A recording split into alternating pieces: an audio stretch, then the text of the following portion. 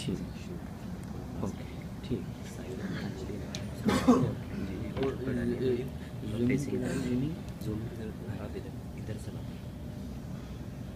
السلام علیکم. وعلیکم السلام ورحمۃ اللہ وبرکاتہ.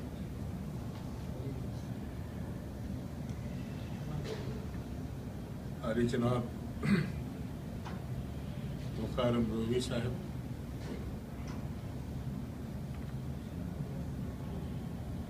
آصف خان صاحب، سید مذکر ہاشمی صاحب،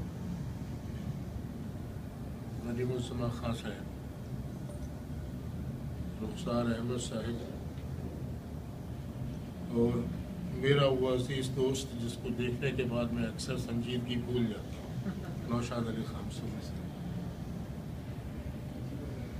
معروف عالم دین جناب غلام مصطفیٰ نعیمی صاحب، فرید احمد صدیقی صاحب، فیروز بھائی، سلیم بھائی، عارف سیفی صاحب، ایاز بھائی، بے شمار دوست ہیں. میرے سامنے میرے بہت پرانے ساتھی صابر خان صاحب بھی تشریف رکھتے ہیں، حیدر بھائی بھی ہیں، کئی چہرے ہیں، کئی بار وہ نام بر وقت یاد نہیں آتے.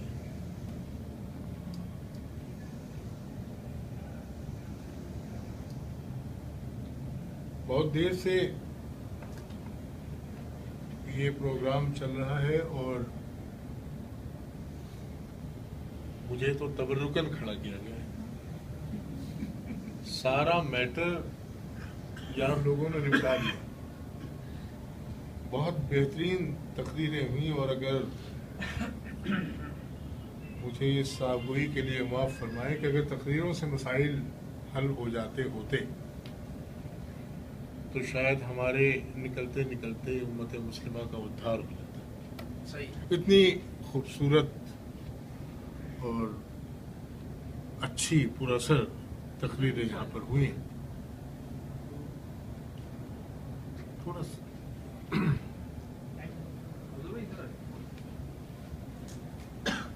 بہت سارے سوالات ذہن میں ہیں میرے ساتھیوں کے، بہت سارے شکوک و شبہات بھی ہیں.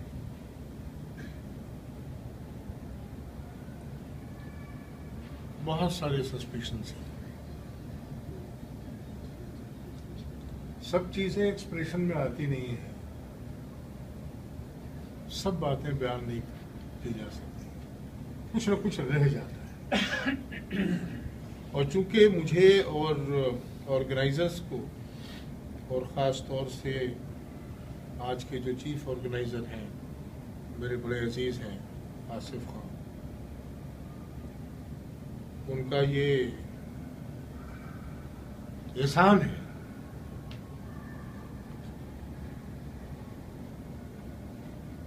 سب کے دل میں یہ بات ہے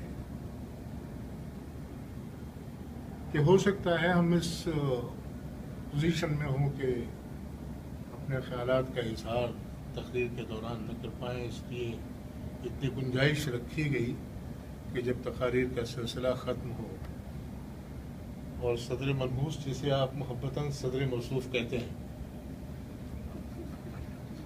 جب وہ بول کر گزر جائیں تو سوالات کا ایک وقفہ ہو اور اس میں آپ جو چاہیں وہ پوچھ لیں.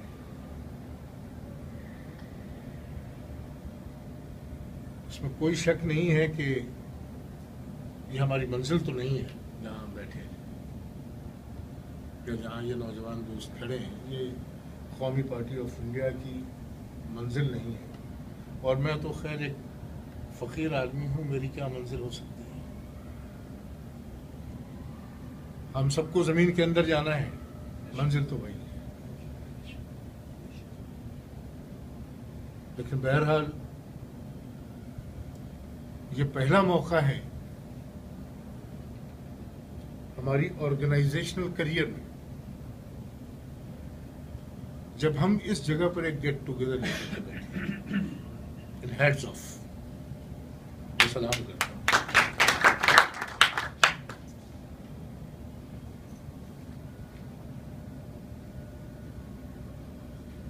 पार्टी के विजन को लेकर अक्सर एक दुविधा होती है जहन में, कई बार बड़ी तकलीफ पहुंचती है कि, और ख़ास तौर से जो मेरे पुराने दोस्त हैं, हालांकि अगर मैं देखूं तो इस बात पर बड़ी हैरानी होनी चाहिए, और मुझे तो है, हालांकि मैं जानता हूं कि आप तो माशाअल्लाह 30-35 साल के हो, मैं आपकी बात नहीं कर रहा, लेकिन अगर मुझे छोड़ दिया जाए तो 50 से ऊपर कोई भी नहीं है। ये गलत तो नहीं है? 50 के ऊपर कोई भी नहीं है।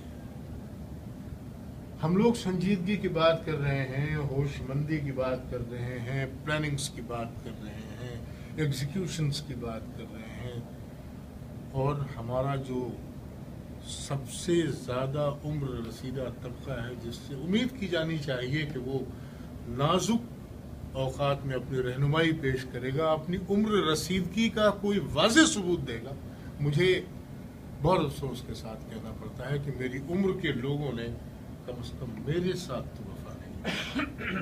क्या पता हसनैन के मुकद्दर में ऐसा ही होता हो, तारीख तो यही है, क्या पता ऐसा ही होता, लेकिन मेरे साथ तो मेरी उम्र के लोगों ने वफा नहीं। मुझ पर ये इल्जाम है यकीनन है, मैं उसकी तरदीद की जरूरत नहीं समझता, कोई जरूरत नहीं है उसकी तरदीद की। मुझ पर ये इल्जाम है कि ये नौजवानों को बिगाड़ते हैं।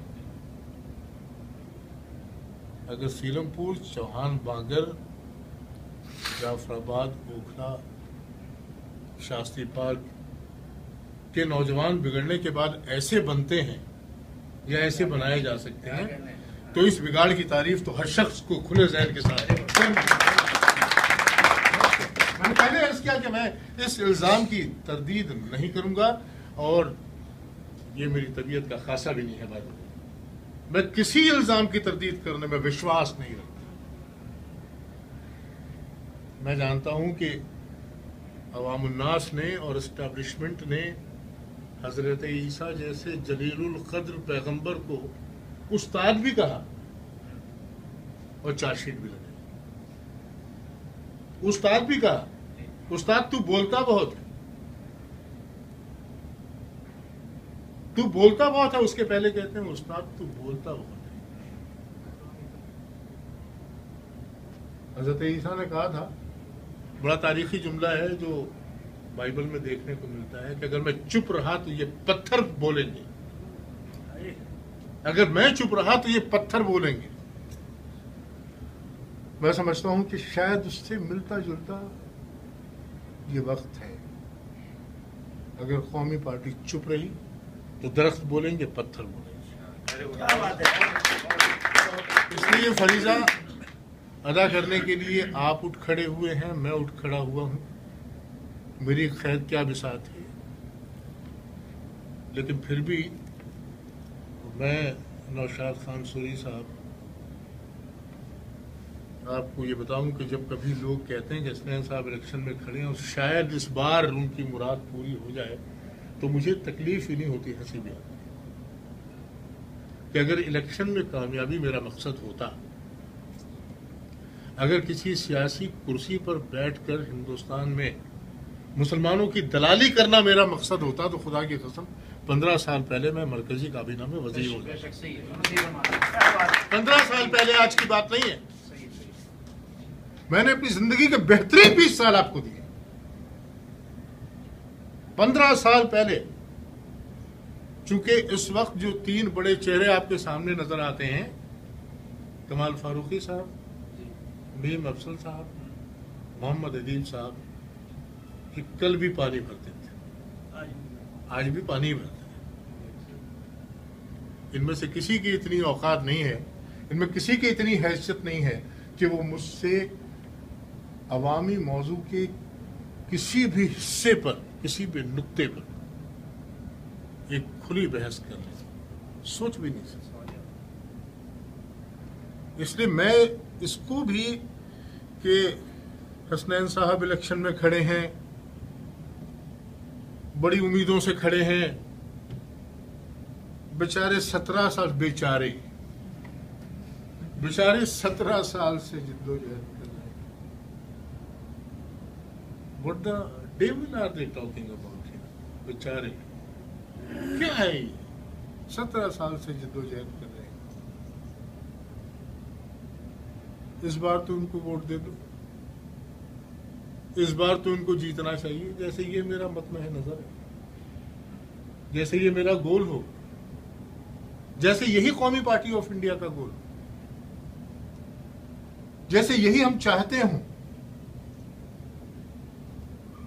मुझे खूब याद है वो मनहूस रात 5 दिसंबर की. हम 4 बहुत अच्छे खाते पीते दोस्त, खाता पीता तो खैर मैं आज भी दिखता हूं, लेकिन जब सही मानों में खाता पीता था, आज दिखता हूं. तो जब मेरे कुछ खाते पीते दोस्त 5 दिसंबर सन 1992 को दिलशाद गार्डन के एक घर में जमा हुए और हमने पेशन गोइयां शुरू की कि साहब कल क्या होगा. किसी ने कहा कि साहब कल कुछ नहीं होगा, किसी ने कहा कि साहब कुछ हुआ तो मैं बम उठा लूंगा, किसी ने कुछ कहा, किसी ने कुछ कहा. मुख्तलिफ राय थी, लेकिन मुझे अपनी वो तारीखी बात आज तक याद आज भी. It's not that I will cease to be a Muslim, but I would definitely cease to be an Indian the moment Babri मस्जिद is demolished. ऐसा तो नहीं होगा कि अगर बाबरी मस्जिद शहीद कर दी गई तो मैं मुसलमान नहीं रहूंगा. हाँ, ये जरूर होगा कि अगर बाबरी मस्जिद शहीद कर दी गई सुप्रीम कोर्ट के अश्योरेंस के बाद तो मैं एक हिंदुस्तानी तो नहीं रहूंगा, और मैं नहीं हूं. आप अपने ईमान की खैर बनाएं, आप सोचें कि भाई आप क्या है, आप सोचें. आप पर बहुत सारी ऑब्लिगेशंस हैं, आपकी बहुत सारी ड्यूटीज हैं, आपकी बहुत सारी जिम्मेदारियां हैं, लेकिन इतने बड़े वाक़े के बाद, इतने बड़े फरेब के बाद अगर कोई इस कौम पर भरोसा करता है, कोई इसकी लीडरशिप पे भरोसा करता है, तो मैं समझता हूं कि अगर वो मुसलमान है तो उसे मर जाना चाहिए बजाय भरोसा करने. और जब हमने बाबरी मस्जिद की शहादत के तकरीबन 4 साल बाद, तकरीबन 3 साल 11 महीने बाद एग्जैक्टली कौमी पार्टी ऑफ इंडिया को बनाने की पहल की, तो उस रोज हमारे जहन में कोई 10-5 साल का मंसूबा बिल्कुल नहीं था. हमने ये 4 साल मुख्तलिफ तहरीकात को समझने में गुजारे थे.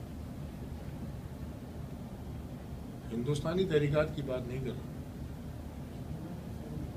सारी दुनिया में चलने वाली एंटी एस्टैब्लिशमेंट मूवमेंट्स की बात कर रहा हूं कि मैंने वो 4 साल सारी दुनिया में जो एंटी एस्टैब्लिशमेंट मूवमेंट्स चली हैं, चलती रही हैं पिछली 4-5 सदियों से, और ख़ास तौर से 19वीं और 20वीं सदी में, चाहे वो फ्रांस के रेवोल्यूशन का मामला हो, या ज़ार के खिलाफ बगावत हो, या ईरान की तहरीक हो, आयतुल्लाह खमीनी हो, या मौजूदा रूस का मामला हो, या मार्टिन लूथर किंग की बगावत हो, मैंने उन तमाम तहरीकात का मुताला किया और मुझे लगा कि अगर 100 साल से कम में इलाज ढूंढने की कोशिश की गई तो हम इस मरीज को इलाज के बहाने मार डालेंगे. हम जिसका इलाज करने जा रहे हैं, भाई अगर टीबी का इलाज आप 6 महीने की जगह 6 दिन में करें, और ये सोच करके करें कि भाई 8 दिन में तो 105 डिग्री का बुखार उतर आता है मलेरिया का, इसमें तो कुल बुखार 100 डिग्री का होता है, तो इसे तो 3 दिन में उतारा ही जा सकता है. तो अगर आपने खुदा न खास्ता टीबी का बुखार 3 दिन में उतारने की कोशिश की तो मरीज ही उतर जाएगा, वो जिंदगी की सीढ़ी से जरूर उतर जाएगा. तो ये तो हमने तय कर रखा था. और अभी कुछ रोज पहले की बात है कि अजीजम रुखसार एडवोकेट से मेरी बात चल रही थी. मैंने कहा भाई आपने बहुत मुताला किया है, उम्र को देखते हुए तो बहुत मुताला किया है माशाअल्लाह, लेकिन آپ نے کبھی اس بات پہ نظر رکھی ہے کہ لوگ پہلے 4000 ووٹ حاصل کرتے ہیں اور بعد میں 400 ووٹ حاصل کرتے ہیں؟ وجہ کیا ہوتی ہے؟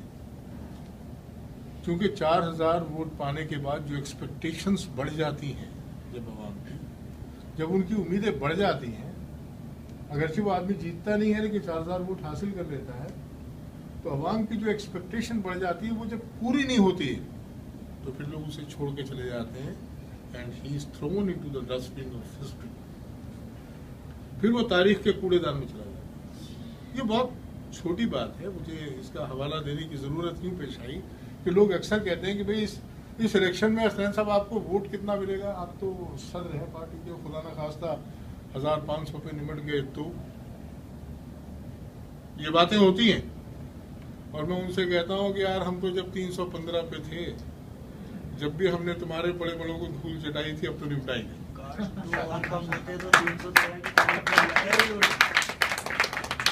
جب 315 ووٹ ہمارے کینڈیڈیٹ نے حاصل کیے تھے تو اس دوران بھی سیلم پور کی کسی مائناز سیاسی شخصیت کے اندر اتنا دم تو نہیں تھا کہ ہم سے ووٹوں کی طاقت سے کچھ نہیں ہوتا ہے. آپ کے پاس اگر پلاننگ نہیں ہے، ایگزیکیوشن نہیں ہے، اگر آپ کی پکڑ ایشوز پر نہیں ہے، اگر آپ لوگوں کو جانتے نہیں ہیں، آپ اگر نظریاتی طور پر مضبوط لوگ نہیں ہیں، تو آپ کو 10,000 ووٹ مل سکتا ہے لیکن آپ اس کے باوجود ختم ہو جائیں گے. کم سے کم کھلونے والے اور ہاتھی والے اور کتے والوں کی مثال تو ہے. اس لیے اس پریشر سے اپنے آپ کو آزاد کیجیے کہ صاحب اس الیکشن میں کتنا ووٹ آئے. کوئی دو رائے نہیں ہے کہ آپ کوشش کر رہے ہیں اور یہ ایگزیکٹلی 40 لوگ. آج بڑی حیرانی کی بات ہے آصف بھائی، پورے ہی 40 چلا ہو گیا. اسلامی تاریخ میں 40 کی بڑی اہمیت ہے، بڑی اہمیت ہے. 39 تھے اور وہ کفار یہ کہہ رہے تھے وہ 40واں نہیں ہونے دیں گے. 40واں نہیں ہو. آج 40واں کو جس کانٹیکسٹ میں منایا جاتا ہے یا کیا جاتا ہے وہ ایک اختلافی بات ہے، وہ ایک الگ بات ہے. لیکن آپ تشریف رکھتے ہیں، آپ اس کی تصدیق کریں گے کہ لوگ کہتے ہیں کہ وہ 40واں نہیں ہونے دیں گے. 40واں ہوا. حضرت عمر نے اسلام قبول کیا. 40واں مومن تھا وہ عظیم شخص، 40واں مومن. اور اس کے بعد ہوا کیا؟ اس کے بعد ہوا کیا؟ یہ 39 لوگ تو پہلے بھی تھے. مجھے بہت خوشی ہے کہ ہمیں ایک 40واں ملا آصف خان کی صورت میں. اور یہ تحریک انشاءاللہ تعالی، یہ تحریک انشاءاللہ تعالی پوری طاقت، پوری جوانی، پوری روانی، پورے آب و تاب کے ساتھ آگے بڑھے گی اور اسے اللہ نے چاہا کوئی روک نہیں سکتا انشاءاللہ. جو لوگ سازشیں کر رہے ہیں میں انہیں کیا بتاؤں،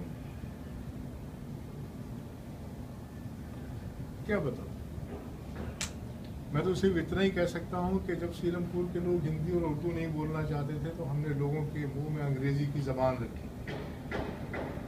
آج سے 10 سال پہلے جب کوئی سوچ بھی نہیں سکتا تھا کہ قانون کیا ہوتا ہے، LLB کی ڈگری کیا ہوتی ہے، تو اس زمانے میں ہم نے لا سینٹر قائم کیا.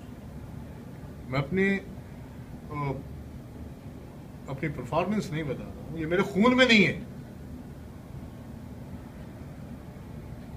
میں صرف اتنا جانتا ہوں کہ مجھے جو کچھ کہنا ہے سچ کہنا ہے، اپنے دشمن کے خلاف جو سچ کہنا ہے یہ میرے خون میں نہیں ہے. میں پرفارمنس اور غلط اسٹیٹمنٹ کے ذریعے اپنا قد اونچا کرنے کی کوشش کروں. جو لوگ جانتے ہیں، مجھے جانتے ہیں، میرے فیملی بیک گراؤنڈ کو جانتے ہیں، بہت اچھی طرح جانتے ہیں کہ میں اپنی چھاتی پر جھوٹ کا بوجھ لے کر مروں اس سے بہتر ہے، جیوں اس سے بہتر ہے کہ میں مر جاؤں. یہ میرا ایمان. میں کسی پر الزام لگانے کا عادی نہیں. میں جو کہہ رہا ہوں بڑی ذمہ داری کے ساتھ کہہ رہا ہوں، چاہے وہ کتنی ہی بڑی سیاسی شخصیت ہو اس ملک کی، اس سے کوئی فرق نہیں پڑتا. ہمارے درمیان نوشاد علی خان سوری صاحب موجود ہیں، بڑے دلچسپ सिचुएशन में आपसे मुलाकात हुई थी और मैंने बरमला बॉम्बे में उस शख्स को निशाना बनाया था जिसकी दावत पर मैं बॉम्बे गया था। महेश भट्ट ने मुझे दावत दे करके अपने प्रोग्राम में बुलाया था और महेश भट्ट को ही मैंने पहले निशाने पे लिया। पहला निशाना वही शख्स था और मैंने कहा था कि मिस्टर भट्ट, आधा मुसलमान कुछ नहीं होता है, कुछ भी नहीं होता है, और अगर आपकी सरिश्त में होता है तो उससे हमारा भला नहीं होता, हमें पूरा चाहिए। और ये मैं शुरू से कहता भी रहा हूं कि ये आधे अधूरे के चक्कर में जो लोग हैं, मैं उनसे हाथ जोड़ता हूं खुदा के लिए। वो कोई और तजर्बा कर ले, वो आधा बिल माफ कराने वाले भी आधे ही हैं। ताली हो जाए। आम आदमी पार्टी के मुखिया कहते हैं ना, आधा माफ कर देंगे, अगर गलत है तो पूरा ही माफ कर दें। कहता है हर औरत के पीछे कमांडो लगा देंगे, वो भी आधी आबादी है, तो पूरी आबादी के पीछे लगा दे यार। ये आधे को क्रॉस नहीं कर पा रहे। इनके मुंह पर आधा सच है, और आधा सच कितना खतरनाक होता है। आधा सच इतना खतरनाक होता है कि उसका उल्टा भी सही होता है। अगर कोई ये कहे कि हमारे यहाँ 50% लोग अक्लमंद हैं, तो उसने मान लिया कि हमारे यहाँ 50% लोग बेवकूफ हैं। एट ए टाइम दोनों बातें सही होती हैं। तो आधे अधूरे का तजुर्बा हम नहीं करना चाहते। हम चाहते हैं कि आप नजरियाती तौर पर पूरे बने, पूरे मुसलमान बने। आधा इस्लाम भी आप हमें न दिखाएं, अल्लाह के वास्ते पूरा दिखाएं, बने भी पूरे, क्योंकि नजरियात की बड़ी अहमियत होती है, बहुत ज्यादा अहमियत होती है। नजरियाती तौर पर जब लोग बिखर जाते हैं तो फिर कुछ बचता नहीं है। इसमें कोई शक नहीं है कि तादाद की बड़ी अहमियत होती है, लेकिन अगर नजरियाती कमजोरी हमारे और आपके अंदर पैदा होगी तो फिर हम उसके बाद कुछ कर नहीं पाएंगे, कुछ भी नहीं कर पाएंगे। वो पहली चीज है, that is the first requirement, the very first requirement of any organisation, of any ideology. That is the first and foremost requirement meant for any ideology, any organization. No organizational effort can ever succeed. कभी भी कामयाब नहीं हो सकता। आप इसे note कर लें, कहीं भी लिख लें। आपका जो परफॉर्मेंस है वो टोटल होना चाहिए। मैं बिल्कुल इस इंप्रेशन में नहीं आता कि साहब ये हर मीटिंग में आते हैं, बहुत वो है, ठीक है, ऑर्गेनाइजेशन की एक डिमांड है, there's no doubt about it। लेकिन मैं इस बात पे नजर जरूर रखता हूं कि ये जो है, जिसे दिल कहते हैं, आजकल मेरा बड़ा हो रहा है, ये दिल कहाँ है उसका? क्या करना है आपको यहीं से सोचना होता है, कैसे करना वो यहां से सोचना, क्या करना वो यहां से सोचना है, ये नहीं बदलना चाहिए। और कैसे करना है, फिर तो लोमड़ी जैसी चालाकी होती है। कैसे करना है वो तो पैतरेबाजी, जंग एक दो का है। हम न यहां से कमजोर रहना चाहते हैं, ना यहां से कमजोर रहना चाहते हैं। यहां से कमजोर रहेंगे तो आगे नहीं बढ़ पाएंगे, और अगर यहां से कमजोर हो गए तो फिर हमें किसी दुश्मन की जरूरत नहीं है, खुद ही खत्म हो जाए। अगर हम यहां से कमजोर हो गए तो फिर हमें किसी दुश्मन की जरूरत नहीं है, हम खुद ही खत्म हो जाएंगे। यहां से कमजोर रहेंगे तो फिर हम आगे नहीं बढ़ पाएंगे। हमें आगे भी बढ़ना है और अपनी नजरियाती चीजों को साथ लेकर आगे बढ़ना है। इस बात को हमेशा हमें जहन में रखना चाहिए। ये बात बहुत खटकती है, बहुत खटकती है। और जब ये पॉइंट्स, ये हमारे आसिफ साहब का ब्रेन चाइल्ड है, उन्होंने इस पर हालांकि बात नहीं की, लेकिन ये उनका ब्रेन चाइल्ड है, उनके जहन में ये सब बातें आई। लेकिन जो कुछ वो सुनते हैं वो उन्होंने हमारे सामने रखा है। इसके जितने भी पॉइंट्स हैं बड़े चुभते हुए पॉइंट्स, جو لوگ کرتے ہیں. سب زخموں کا علاج آپ کے سامنے آیا کہ بھئی یہ ڈاکٹر ہیں، حکیم ہیں. تو جواب دیا گیا کہ ہاں کم سے کم مظفر نگر کے زخموں کا علاج تو ہمارے ہی پاس ہے. اور غلط کیا ہے؟ دوسروں سے پوچھیے کیا علاج. کیجیے کنونشن، لوگوں سے پوچھیے اس ملک میں مسلمان مارے جا رہے ہیں، ان کے پاس کیا علاج ہے. کچھ آج سے 10 سال پہلے، 9 سال پہلے، سن 2004 کے الیکشن کی تیاری تھی. آپ تھے اس میں جب پہلا کنونشن ہم لوگ کر رہے تھے، اور اس میں آپ کے اس وقت کے مرکزی وزیر کپل سبل صاحب تھے. کانسٹیٹیوشن کلب میں وہ پروگرام ہو رہا تھا. اس پروگرام میں ہم نے ایک سوال اٹھایا تھا، اور وہ سوال میرا آج تک قائم ہے. میں نے کہا دیکھیے سبل صاحب ایک بات بتائیں گے. وہ کئی لوگ تھے، سب سے میرا یہ سوال تھا، 22 سے سوال تھا یہ. آپ مجھے ایک بات بتائیے کہ کشمیر میں 5% پنڈت رہتے ہیں، 5%. ان کی سیفٹی کے لیے آپ نے ضروری سمجھا کہ ان کو ہتھیار بھی دیے جائیں. ایک تنظیم کھڑی کی جائے، گرام سرکشا سمیتی، ویلیج ڈیفنس کمیٹی. ایک ویلیج ڈیفنس کمیٹی بنائی جائے، اور اس ویلیج ڈیفنس کمیٹی کے ذریعے ان کو ہتھیار دیے جائیں، اور ان کو بی ایس ایف والے جا کر ٹریننگ دیں تاکہ وہ ٹیررسٹوں کا سامنا کر سکیں. یہ کوئی الزام نہیں ہے. آپ کشمیر جائیں، دیکھ لیں. You are free to go and see. کوئی بھی آدمی جا کے دیکھ سکتا ہے. تو آپ یہاں پر مسلمانوں کے مسائل کے حل کی بات کر رہے ہیں. آپ کو ہمارے وجود کی، ہماری عزت کی بڑی فکر ہے کہ صاحب اتنی خواتین کی آبرو ریزی ہوئی، اتنے بچے شہید کیے گئے، اتنے مرد مارے گئے، اتنی عبادت گاہیں تباہ و برباد کی گئی. ایسا کچھ تو کشمیر میں ہندوؤں کے ساتھ نہیں ہوا تھا، لیکن پھر بھی آپ نے ان کو ہتھیار دیے. تو 5-7% آبادی تو گجرات کی بھی ہے. اتنی آبادی ہے مسلمانوں کی وہاں پر. تو کیا آپ مسلمانوں کو ہتھیار دیں گے اگر آپ پاور میں آ گئے؟ الیکشن تو ہونے جا رہا ہے.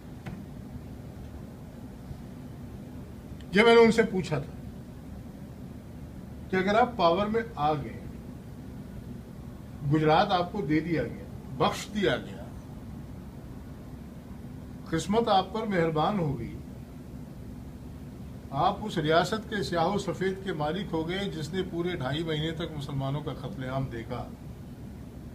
تو کیا میں آپ سے امید کروں کہ جس طرح آپ نے اپنے کشمیری بھائیوں کو، پنڈتوں کو، مسلمانوں سے اپنی حفاظت کرنے کے لیے ہتھیار بھی دیے ہیں اور تربیت بھی دی ہے، گجرات کے مسلمانوں کو ہتھیار بھی دیں گے اور تربیت بھی دیں گے؟ امید کروں. کوئی جواب نہیں تھا. مگر یہ سوال اپنی جگہ پہ آج تک قائم ہے کہ اگر اس کا تجربہ کشمیر میں کیا جا سکتا ہے تو ہم نے کیا بگاڑا ہے بھائی؟ آپ کا کیا بگاڑا ہے؟ آپ جو کہتے ہیں کہ نہیں ہم مسلمانوں کو سنرکشن دینا چاہتے ہیں، ان کی حفاظت کرنا چاہتے ہیں، ہم انہیں تعلیم دینا چاہتے ہیں، آپ تو ہمارے تعلیمی اداروں پر قبضے کر رہے ہیں. علی گڑھ مسلم یونیورسٹی آپ نے ہم سے چھین لی، جامعہ ملیہ اسلامیہ آپ نے ہم سے چھین لیا، ندوۃ العلماء پر آپ نے چھاپے مارے، دیوبند کو آپ نے نشانے پر رکھا، مظاہر کو آپ نے نشانے پر رکھا. آپ تو ہم سے ہمارے ادارے چھین رہے ہیں، یا ان پہ قبضے کر رہے ہیں، یا ان پہ چھاپے مار رہے ہیں، اور آپ کہتے ہیں کہ آپ مسلمانوں کی تعلیم کے سلسلے میں بڑے سنجیدہ ہیں.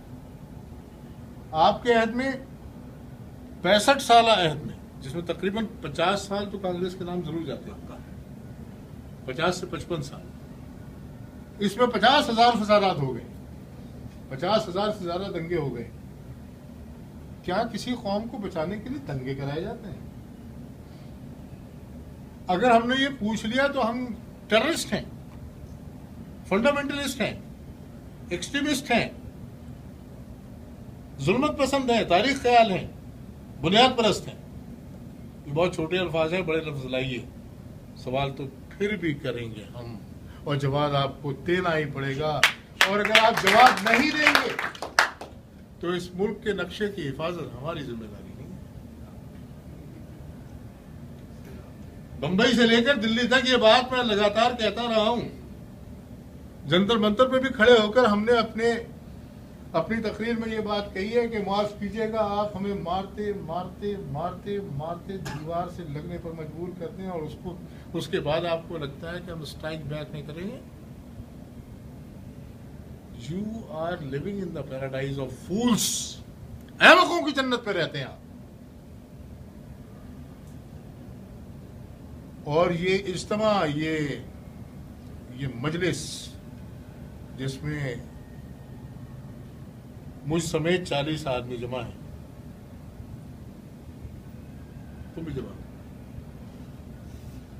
اور میرے علاوہ تقریباً سبھی جوان ہیں. اور میں بھی ٹیکنیکلی بوڑھا ہوں کیونکہ میری عمر ہے 60 کے آس پاس. ورنہ جہاں تک عزم کی بات ہے تو بھیا ابھی تک آپ نے حوالات کی سیر نہیں کی ہے، اور میں 4 بار جیل جا چکا ہوں اور 5ویں بار جانے کے لیے تیار ہوں. تو آپ یہ کہہ سکتے ہیں کہ میں ٹیکنیکلی تو بوڑھا ہوں، واقعتاً میں بھی بوڑھا نہیں ہوں. تو یہ 40 جوانوں کی محفل یہ اشارہ کرتی ہے کہ اگر ہندوستانی مسلمانوں کے ساتھ ناانصافی کا یہ سلسلہ رکا نہیں تو پھر اس کے نتیجے الٹے ہوں گے، صحیح نہیں ہوں گے. جو لوگ انتخابات کی دنیا میں رہتے ہیں، میں ان سے کوئی بحث نہیں کرتا، کوئی بحث نہیں کرتا، بحث کرنا بھی نہیں چاہتا. ظاہر ہے کہ میرے والد محترم ایک بات کہا کرتے تھے کہ سوئے ہوئے کو جگایا جا سکتا ہے، جاگے ہوئے کو نہیں جگایا جا سکتا. ان پڑھ آدمی کو سمجھایا جا سکتا ہے، پڑھے لکھے آدمی کو سمجھانا تو ذرا مشکل ہوتا ہے. وہ لوگ جن پر کوئی رنگ نہ ہو ان پر تو ایک رنگ چڑھایا جا سکتا ہے، اور جو پہلے ہی قوس قزح بنے ہوئے ہوں وہ خود دوبارہ تو اپنی قزح بن سکتے، خود اپنی قزح بن سکتے. ان پر کوئی اور رنگ چڑھایا نہیں جا سکتا. اور I have been a very good planner. Let me praise myself. کہ وقت برباد کرنا کم سے کم میری سرشت میں نہیں. میں ایسے لوگوں پر 1 منٹ لگانے کا قائل نہیں. آپ جانیں، آپ بچے ہیں، آپ کے سیکھنے کا دور ہے، آپ سیکھنے کے دور سے گزر رہے ہیں. آپ تو تجربے کر سکتے ہیں، میرے پاس تجربہ کرنے کی مہلت ذرا کم ہے. اس لیے میں کوئی تجربہ کر کے اپنا قیمتی وقت برباد کرنا نہیں چاہتا. ویسے بھی 60 سال کی عمر پہنچ کر آدمی سیکھنا شروع کر دے تو بیچارہ عمل کب کرے؟ تو پھر کیا عمل کرے؟ I have been a practical man. میں پریکٹس ہی کرتا ہوں، اور میں نے بالکل طے کر رکھا ہے کہ right from day one I am not supposed to allow those people to work with me who do not believe in my theory. ایسے لوگوں کو میں اپنے ساتھ رکھنے کا قائل نہیں ہوں جن کے بارے میں مجھے لگے کہ یہ تو جیسے وہ 40 قدم کسی جنازے کے ساتھ بھی چلنا ہوتا ہے، یہ تو 40 قدم سے پہلے ہی بھاگ کھڑے ہوں گے. تو بھائی میں پہلے ہی ہاتھ جوڑ لیتا ہوں. آپ اپنے گھر خوش، ہم اپنے گھر خوش. کوئی ضرورت نہیں ہے. آپ کا اپنا وقت آپ کے پاس فالتو ہو سکتا ہے، ہمارے پاس نہیں. ہمارے ساتھ آئیں تو پوری دل جمعی کے ساتھ آئیں.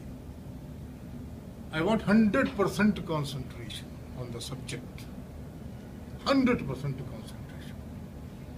کوئی اٹکن بھٹکن نہیں، کچھ نہیں. ہم نے کب سوچا تھا کہ ہم کبھی ہوٹل کلارک میں آئیں گے اور ہوٹل کلارک کے آرچڈ ہال میں آ کر کے کچھ وہ کریں گے؟ کبھی سوچا تھا؟ بولیے، کبھی سوچا تھا؟ 5 سال 6 سال 8 سال پہلے پرانی باتیں یاد کیجیے. کسی نے سوچا تھا؟ آپ نے سوچا تھا؟ ہم تو دوسروں کے کنونشن میں جا کے ڈاکے ڈالا کرتے تھے، زبردستی گھس جایا کرتے تھے. سچائی ہے، سچائی ہے. اس پہ 392 بننی چاہیے، بنی نہیں. ہم جایا کرتے تھے, زبردستی گھس جایا کرتے تھے کہ بھائی ہمیں بولنے دو, نہیں بولنے دو گے تو ہم تمہیں نہیں بولنے دیں گے, نہیں بولنے دیا. اور نہیں بولنے دیا. ہمیں یاد ہے کہ یہ تھے ہمارے ساتھ ساتھ اس گناہ کے شریک یہ بھی تھے کہ ہم ایک جلسے میں گئے, ذرا فون, تو اس جلسے میں ہندوستان کی فوجی تیاریوں کا تذکرہ ہو رہا تھا. 26/11 کے بعد وہ پروگرام ہوا تھا اور اس میں بہت ساری باتیں تھیں اور انٹیلیجنس کے آدمی بھرے پڑے تھے. انٹیلیجنس والے زیادہ تھے اور باقاعدہ سننے والے کم تھے. تو وہاں میں نے اپنی بات شروع کی کچھ اس طرح سے کہ بھائی بین الاقوامی ضابطے ہوتے ہیں, انٹرنیشنل آبلیگیشنس ہوتی ہیں کچھ. آپ ایسے نہیں کہہ سکتے کہ مجھے لگتا ہے کہ آپ کا آدمی اس جرم میں ملوث ہے, آپ مجھے دے دیجیے. ایسا نہیں ہوتا, کہنے وہنے سے نہیں ہوتا. آپ یہاں بیٹھے, there are some international obligations. لیکن میں ایک بات جاننی چاہتا ہوں, آپ کو یاد ہوگا کہ اگر مورلی یہ بات درست ہے کہ 26/11 کے حادثے میں جس آدمی کا ہاتھ ہے, اگر آپ ایمانداری سے ایسا سمجھتے ہیں کہ اس میں حافظ سعید کا 26/11 کے حادثے میں, اور وہ آپ کو دے دیا جائے تاکہ آپ اسے پھانسی پہ لٹکا سکیں, تو میں 25 کروڑ مسلمانوں کی نمائندگی کرتے ہوئے آپ کے سامنے یہ مانگ رکھتا ہوں, اور آپ کو تو اس سے انکار بھی نہیں ہے کہ بمبئی اور گجرات کے فسادات میں مارے گئے ہزاروں مسلمانوں کے قاتل کے طور پر ہمارے پاس 2 نام ہیں, بال ٹھاکرے کا نام ہے اور مودی کا نام ہے. آپ ہمیں دے دیجیے, آپ ہمیں دے دیجیے, جو ہمیں کرنا ہم کر لیں گے. بڑا ہنگامہ ہوا صاحب, وہ یہ کیا کر رہے ہیں. میرے سامنے سے مائک ہٹانے کی کوشش کی گئی. میں نے اشارہ کر کے, یہ بھی تھے اور بھی کچھ لوگ تھے میرے ساتھ, میں نے ان سے پوچھا کہ بھئی میں اپنی مرضی سے تو آیا نہیں ہوں یہاں پر, مجھے تو باقاعدہ میسج بھیج کر کے بلایا گیا. اس روز ہم ڈکیتی نہیں ڈال رہے تھے, اس روز ہم باقاعدہ انوائٹڈ تھے. میں نے کہا بھئی میں تو بلایا گیا ہوں اور آپ نے کہا کہ بھئی آپ بولیے, تو ہم بول رہے ہیں. اب جو بول رہے ہیں اس کا جواب دینے کا وہ کام آپ کا ہے, آپ پڑھے لکھے لوگ ہیں. وہاں پہ سلمان حیدر صاحب تھے اور جی پارتھا ساتھی صاحب تھے, بڑی طویل گفتگو. میں نے کہا دیکھ لیجیے, آپ اس ہال سے باہر نکلنے کا صرف ایک ہی دروازہ ہے, اور آپ کو ایک ایسی آزمائش سے گزرنا پڑ سکتا ہے جس کا پہلے آپ کی زندگی میں کبھی تجربہ نہ ہوا. تو پھر پارتھا ساتھی صاحب نے کہا کہ بھائی انہیں بولنے دو. سلمان حیدر صاحب نے کہا انہیں بولنے دو یار, not for God sake, for our sake. Allah جو کرے گا وہ کرے گا, لیکن فی الوقت تو کمان ان کے ہاتھ میں ہے. 26/11 پہلے ہو چکا, آج کی تاریخ میں کچھ اور ہو جائے گا. ہمیں کب اس بات کی پرواہ, ہم ان سے پوچھ کر اپنے نظریات بنائیں گے. ہمیں اپنے انٹرسٹ کے بارے میں نہیں پتا ہے, اپنے مسائل کے بارے میں نہیں پتا ہے, ہمیں نہیں معلوم کہ ہم پر کیا گزر رہی ہے, ہمیں نہیں پتا کہ اس ملک کے اس کیپٹل میں ہماری زمینوں پر قبضہ کر کے لوگ ایئرپورٹ بنا رہے ہیں, ہماری زمینوں پر قبضہ کر کے آپ 5 اسٹار ہوٹل بنا رہے ہیں, ہماری زمینوں پر قبضہ کر کے آپ اپنی گورنمنٹ کی ایجنسیز کے لیے دفاتر کھول رہے ہیں, اور ہمیں نالوں کے کنارے پر رہنے کے لیے مجبور کر رہے ہیں, اور پھر کہتے ہیں کہ آپ انکروچر ہیں. Your government is encroacher. You have encroached our property. میں ایک نہیں 1000 بار کہہ چکا ہوں کہ جتنی زمینوں پر تم نے قبضہ کیا ہے پچھلے 65 برسوں میں, اگر تم ہمیں دے دو تو ہمارا معیار زندگی اتنا بلند ہو جائے کہ تمہیں رشک آئے.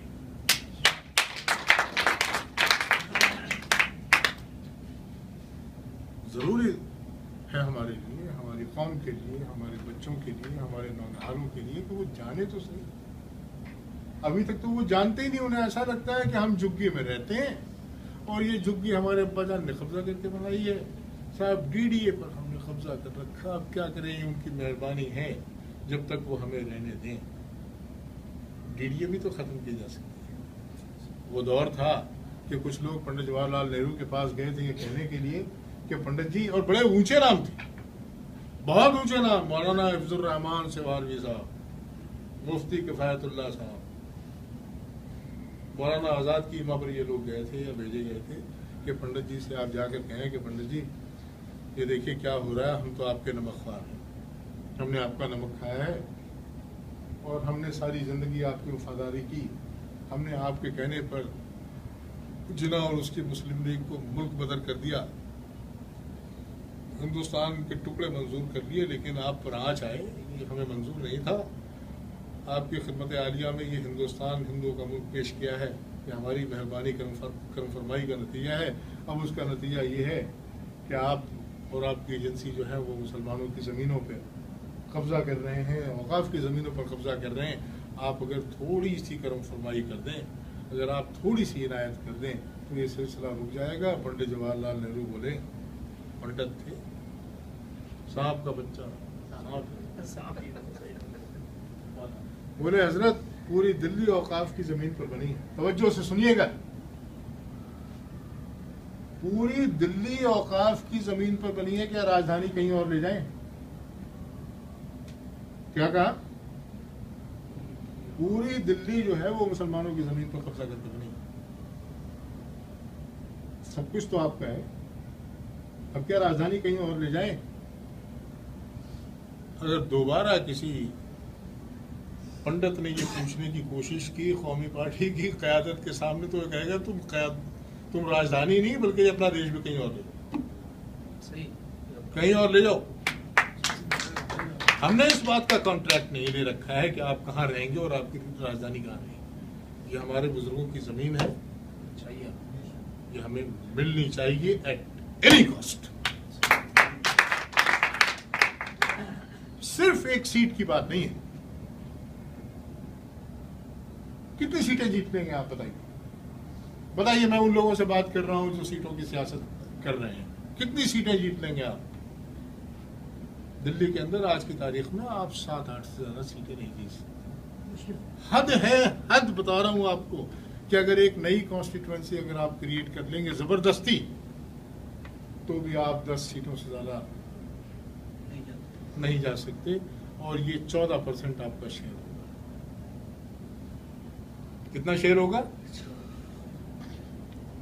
یار وہ بوٹی دے کر بکرا مانگ رہے ہو،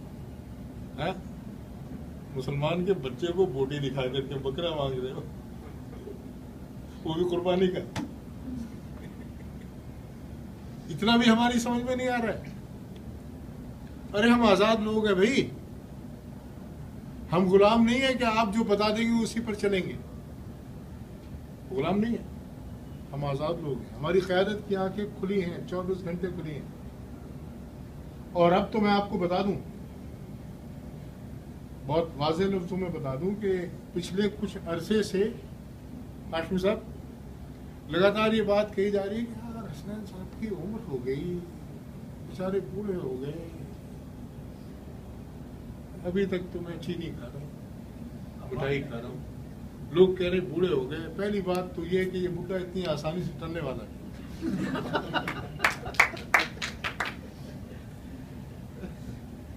اللہ دیکھ رہا ہے، اور اگر یہ ٹل گیا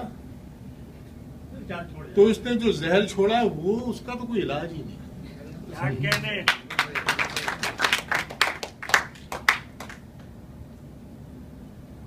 یہ میں ان لوگوں سے کہہ رہا ہوں حضرت جو بڑی امید سے بیٹھے ہیں، سوچ رہے ہیں کہ صاحب وہ یہ بڑے میاں اگر گزر جائیں تو جو ایک آفت ہے یہ آفت ٹل جائے گی۔ آپ ندیم الزما کے ہوتے ہوئے، رخسار کے ہوتے ہوئے، وقار صاحب کے ہوتے ہوئے، آصف خان کے ہوتے ہوئے، خود آپ اپنی موت،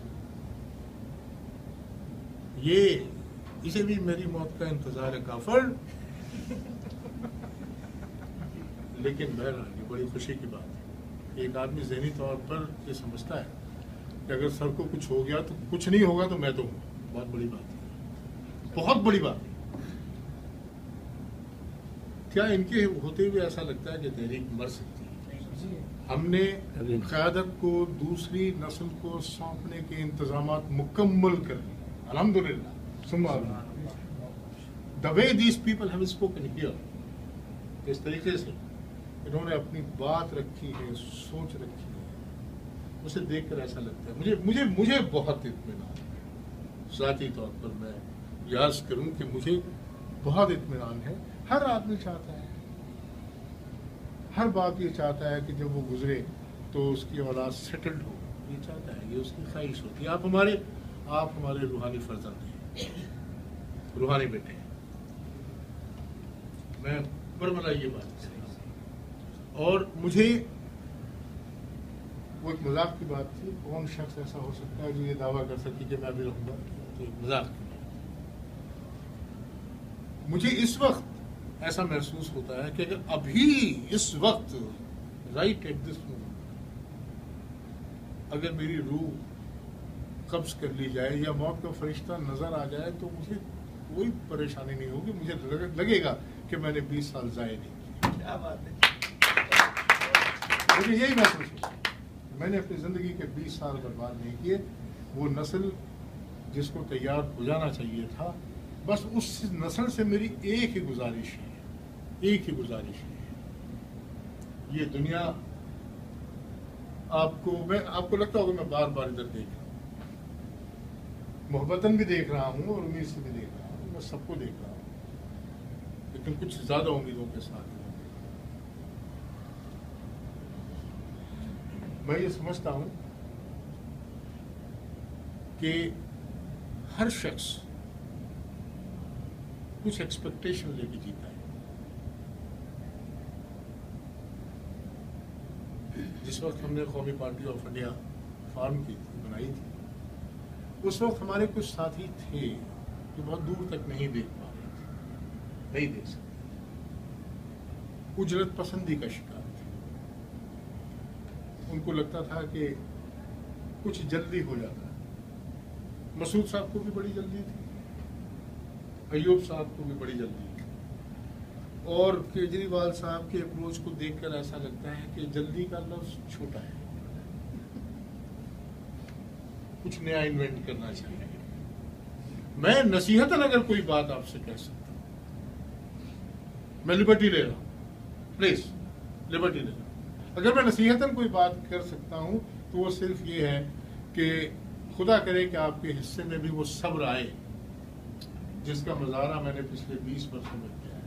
ہو سکتا ہے کہ اگلے 20 برسوں میں بھی وہ منزل آپ کے ہاتھ نہ لگے جو ہمارا نشانہ تھی. یہ ہو سکتا ہے.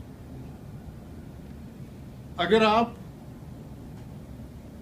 اس مشعل کو لے کر اٹھیں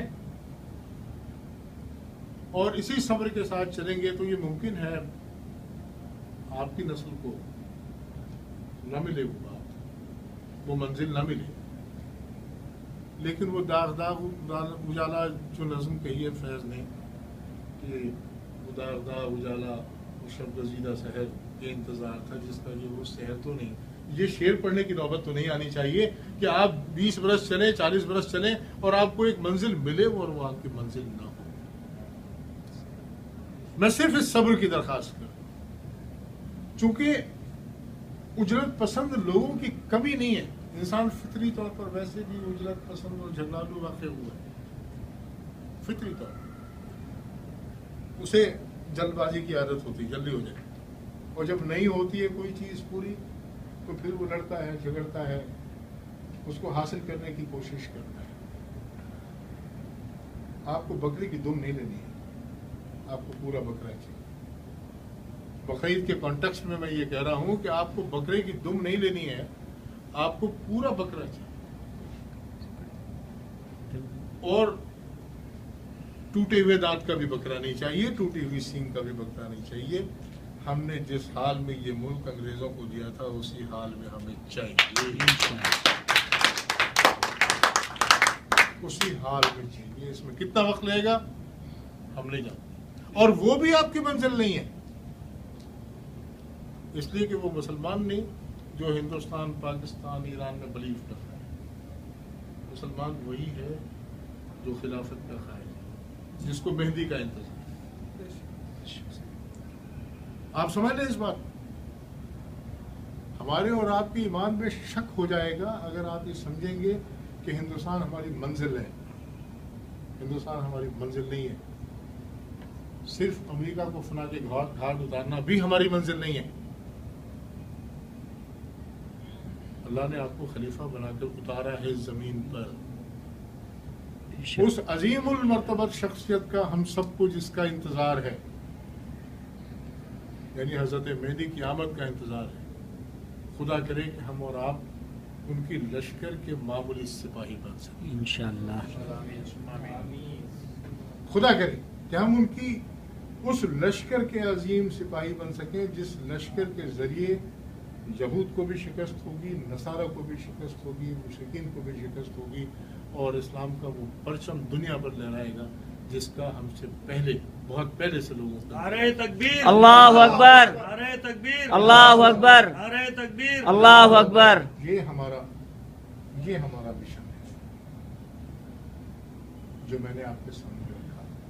اور ہم جب اتنے بڑے مشن کی بات کرتے ہیں تو پھر ہماری حیثیت ایک سپاہی کی ہوتی ہے، ایک جرنیل کی نہیں ہوتی۔ ہم ایک سپاہی ہو جاتے ہیں۔ اتنی بڑی جنگ ہے، اتنا بڑا مشن ہے کہ اس مشن کو جب بھی آپ اپنی آنکھوں کے سامنے رکھیں گے تو آپ کو لگے گا کہ کہیں ہم تیز تو نہیں چل رہے۔ آپ کو لگے گا، ابھی تو آپ کہتے ہیں کہ ہم بہت سلو ہیں، ابھی آپ کو لگ رہا ہوگا کہ ہم بہت سلو ہیں، بہت دھیرے دھیرے چل رہے ہیں۔ 4 مہینے میں تو ہمارے عبدالواحد صاحب انگلینڈ کو رون کر بھی آ گئے۔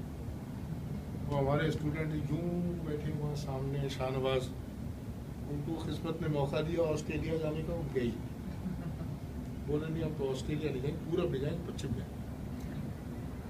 حالانکہ اگر یہ پچھم بھی چلتے رہتے تو آسٹریلیا پہنچ جاتے، لیکن وہ دنیا گول ہے، وہ ٹھیک سے ان کے ذہن میں آئی نہیں، لوگ سامنے نہیں رکھا تھا۔ ورنہ اگر یہ پچھم چلتے ہی رہتے گھوم کر کے 12,800 کلومیٹر کا قطر ہے جو ڈائیمیٹر دنیا کا، وہ گھوم کر کے پھر وہ آ جاتے ہیں انڈونیشیا کے آس پاس پہنچ جاتے ہیں۔ بہرحال اب جاؤ گے کہیں نہ کہیں تو جاؤ گے، you will go places, my best wishes are with you, and if you continue in the same way then the sky is the limit انشاءاللہ۔ تو ہم اور آپ سب اپنے آپ کو اس عظیم مشن کے لیے تیار کریں۔ تو آپ کا بہت بہت شکریہ۔ میں کبھی بہت اچھا اسپیکر تو تھا نہیں، آپ سے بار بار نظریں چرانے کے لیے ادھر ادھر دیکھتا ہوں، کبھی اچھا اسپیکر نہیں۔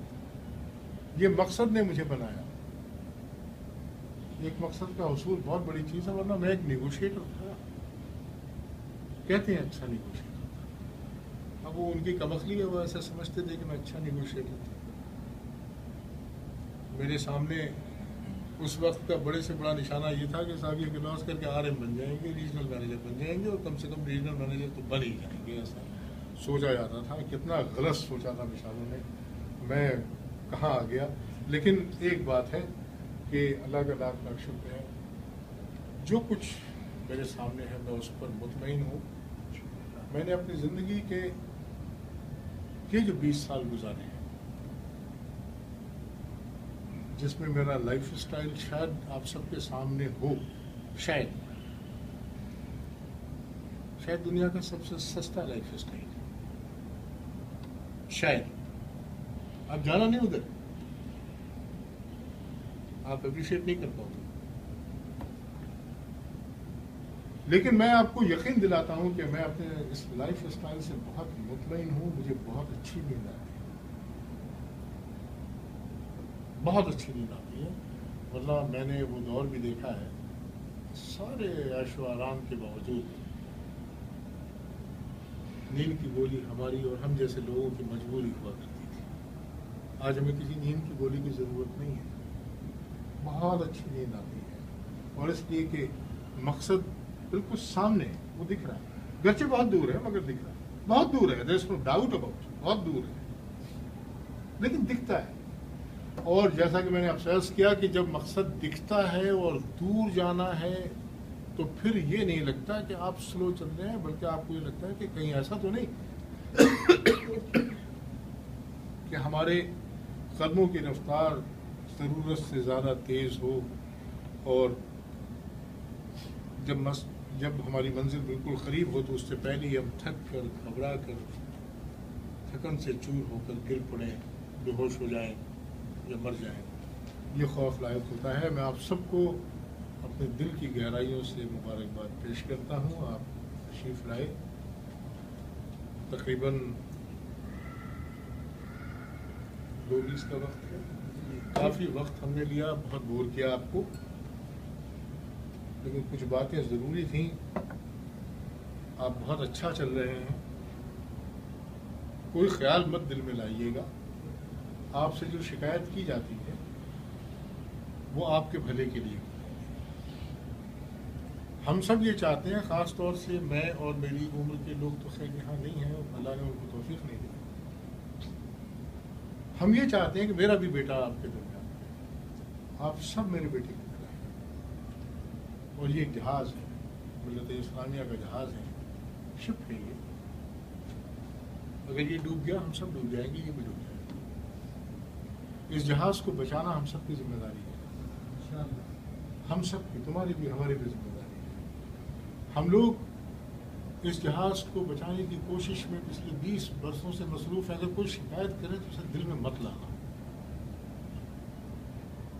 کیونکہ کام کے دوران کہا سنی تو دیکھو ہو جاتی ہے، یہ بڑی معمولی بات ہے۔ ہم بار بار کہہ رہے ہیں آپ ہمارے بیٹے ہیں، کبھی اپنا حق جتا کر ہم کوئی ایسی بات کہہ گئے ہوں گے جو آپ کو گراں گزرے، کیونکہ آپ کو وہ ادب اور تہذیب سکھائی نہیں جاتی ہے، تو بہت ساری باتوں کی کمی ادھر بھی ہے۔ لیکن جو کچھ کہتے ہیں، جو کچھ کرتے ہیں، وہ آپ کے بھلے کے لیے کرتے ہیں۔ اگر میرے ساتھی، میرے دوست یہ کہتے ہیں کہ بھئی آپ تھوڑا سا تیز ہو جائیں، تو یہ مطالبہ بہت بھیجا نہیں ہے۔ آپ کے سامنے SMS کی دنیا ہے، آپ کے سامنے فیس بک کی دنیا ہے، آپ کے سامنے یہ ایک اور 65 سال کا جوان ہمارے سامنے، پلیز آئیے۔ یہ راجستھان سے چل کے آ رہے ہیں، 41 ہو گئے، ہاں 41 ہو گئے۔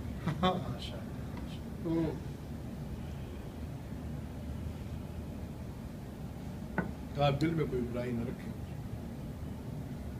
SMS کی دنیا بھی آپ کے سامنے، اس کی ذمہ داری قبول کریں، کچھ لوگ آگے بڑھائیں اس بات کو۔ آپ کے سامنے انٹرنیٹ کی پوری دنیا موجود ہے، فیس بک پر ہمارا اکاؤنٹ موجود ہے، YouTube پر کھول دیا گیا ہے، اس کو آگے بڑھائیں، نتیجے کی پرواہ مت کریں۔ نتیجہ بہت شاندار ہے، بہت اچھا ہے، ہمیں اپنے بھوشیہ سے، مستقبل سے مایوس ہونے کی کوئی بھی ضرورت نہیں ہے۔ سب کچھ ہمارے پاس ہے، سب کچھ ہمارے کنٹرول میں۔ اللہ رب العزت کا بڑا احسان ہے کہ ہم نے 17 سال پہلے جو چراغ جلایا تھا اسے کوئی بھی مائی کرال اپنے کوکھ سے بجھانے کی جسارت نہیں کر سکتا۔ لوگ آئے چلے گئے، کروڑوں روپے کی دولت سے انہوں نے سیلم پور، جعفر آباد کے غریب مسلمانوں کو خریدنے کی کوشش کی اور کیا، لیکن خود بھی ختم۔ وہ غریب زندہ ہیں، ابھی ان کی جھوپڑیاں موجود ہیں، لیکن ان کے شاندار محل سب مٹی میں مل گئے جو لوگ خریدنا چاہتے تھے۔ خدا کے لیے میں نے ایسی کوئی مثال آج تک قائم نہیں کی ہے۔ I have never tried to purchase your conscience۔ میں نے اپنی زندگی میں کسی مسلمان کے زمین کو خریدنے کی کوئی کوشش نہیں کی۔ آپ کا زمین سلامت رہے، آپ کا ایمان سلامت رہے، میں دعا کرتا ہوں۔ بہت بہت شکریہ، السلام علیکم۔